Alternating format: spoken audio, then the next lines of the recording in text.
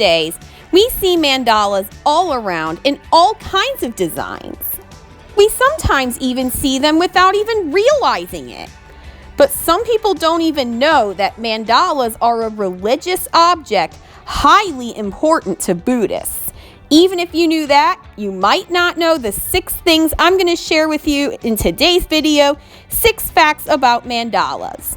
But before I begin, I want to either welcome you back to my channel. If you're coming back after having seen my videos before, I'm really glad you're here to see another one. If you're a newcomer, I hope you like this video and want to check out more of what I have to offer here at A World of Spirituality. If you do, just click subscribe. From there, click on the bell and turn it black so you always get a notification when I post a new video. For our first fact, we're going to talk about the circles of the mandala and their significance.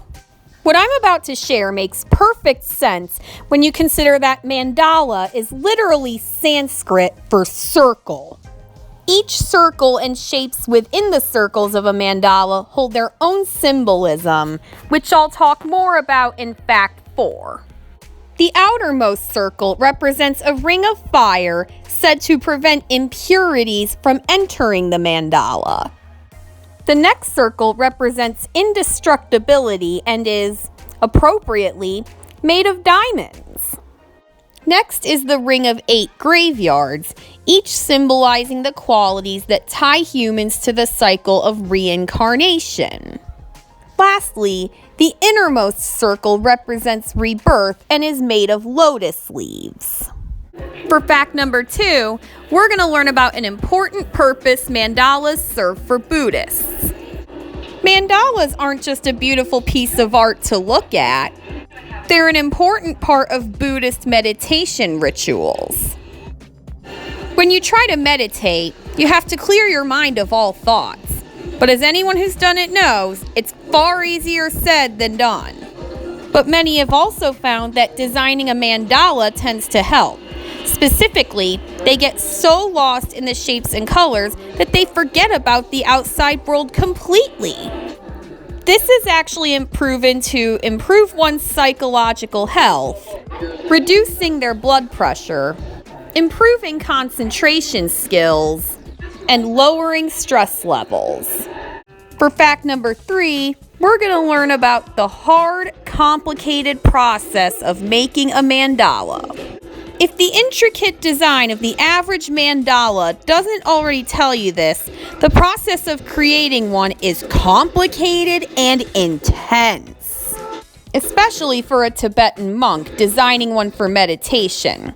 Before a Tibetan monk is even allowed to begin designing, he must endure a brutal 3-year period of artistic and psychological study.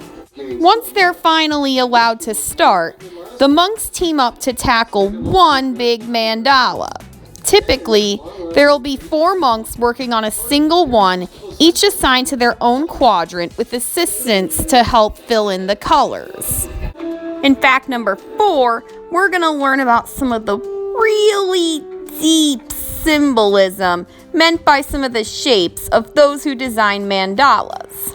Remember how I said back in section 1 that each of the circles of the mandala symbolizes something specific? Well, now I'm about to tell you that it goes even deeper than that.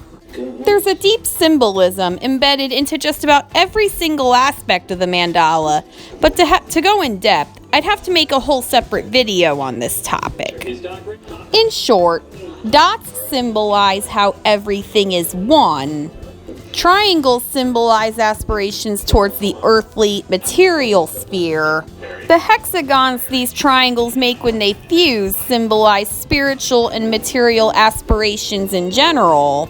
Pentagons represent human beings brought to perfection. And the circle divided into 12 parts represents the wholeness and the cycle of nature.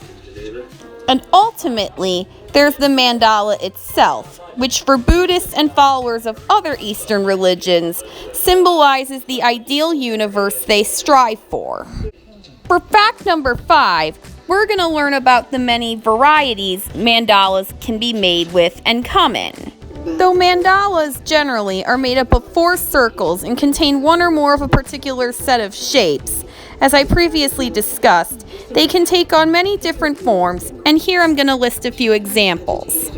You know those mandalas earlier that Tibetan monks go through intensive training to make together?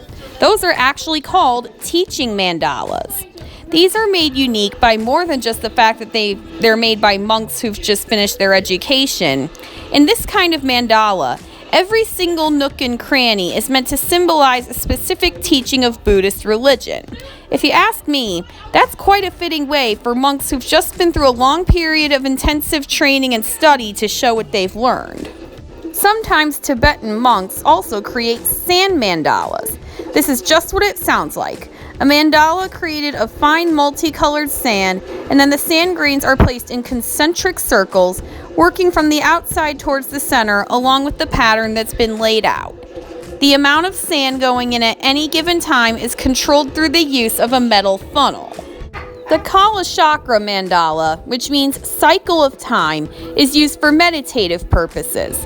For the meditation on the Kalachakra Mandala, monks invoke the qualities of the deity, striving in a ritualized way to enter the mandala and become the deity themselves. The point of the Kalachakra Mandala is to help transform ordinary minds into enlightened ones and to assist with healing. Mantra mandalas, which come in many variations of their own, have some Buddhist deities or symbols in the center and are surrounded by mantras. In this context, mantras are words or phrases that are chanted out loud or internally as objects of meditation, not simply phrases or sayings in the usual sense we throw it around as today. Offering mandalas, hence their name, are a symbolic offering made by Buddhist practitioners of the entire universe and presented to their religious teachers, Buddhas, and deities of the past and present. A specific ritual object called a mandala plate is used for this ritual, although anything flat and clean can also be used. Multi-tiered mandala plates filled with rice are commonly kept on a permanent shrine. Element mandalas represent water with the white circle, earth with the yellow square, fire with the red half circle, and air with the blue triangle. These 5 elements and their energies also live within ourselves according to Buddhist teaching.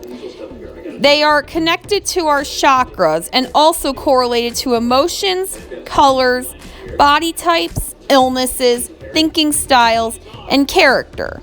This type of mandala has been used in the past to explain the relationship between diseases and their treatments. For our 6th fact, we're going to learn that the mandala is not actually restricted to one type of medium. From the way I've been talking about mandalas in this video, you probably think of them as something made with the rock, paper, or other material as a single object. But if you look a little closer, you can find the design of a mandala embedded in many other things too. They can be present in drawings, sculptures, tattoos, carvings, clothing and bedding, and even architecture. Simply put, if you can put a design on it, then it can house a mandala.